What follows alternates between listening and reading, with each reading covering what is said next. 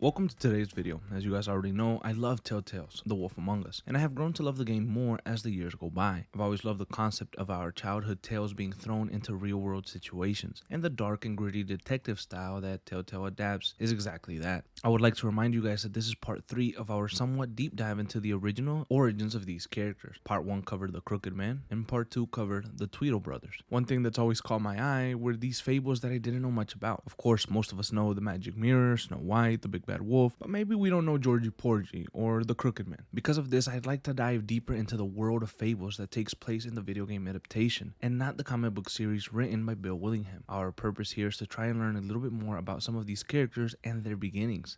Today we'll be looking at the asshole that runs the pudding and pie, Georgie, to see why he's always so angry. Georgie Porgie appears to also be an English nursery rhyme, much like the Crooked Man and the Tweedle brothers. It seems that Georgie Porgie first made his appearance in 1841 in the Kentish Cornell, which was a book that contained a collection of original prose and poetry written by individuals who have a connection to the county of Kent, published in 1841. The rhyme inside the book reads as follows: Georgie Porgie pudding and pie kissed the girls and made them cry. When the boys came out to play, Georgie Porgie ran away. Now, at face value, this rhyme gives me a couple of answers to some questions that I maybe had. For example, Georgie Strip Club's name, it's pudding and pie. Well, that's because of his original rhyme. Also, it kind of explains maybe why he's an asshole. I mean, it says he kisses the girls, makes them cry, and he is definitely ruthless when it comes to running his club and his girls, just in the way that he speaks to them and things of that nature. Another fun fact I'll add regarding the English nursery rhyme comes from the website lethbridgenews.com, which has an entry on Georgie Porgie that says, most historians agree that the classic nursery rhyme Georgie Porgie is about Prince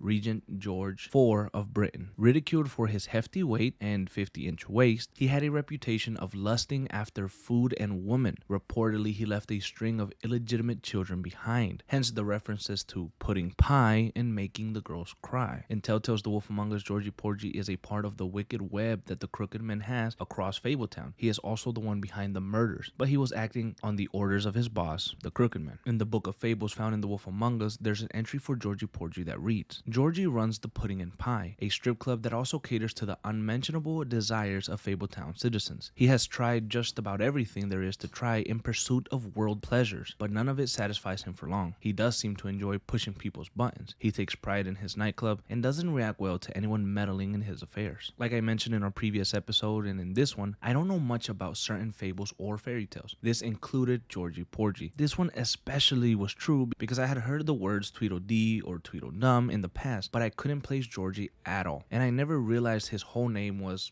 Porgie. I didn't know that was part of his last name. I really enjoyed looking at these origins of some of these fairy tales or folk tales, as it gives me more knowledge about the world and where these characters come from. Georgie was a good character for what he was during my playthrough. I never had a humongous problem with him. I did dislike him, but he was a loudmouth who seemed to always want to annoy Bigby.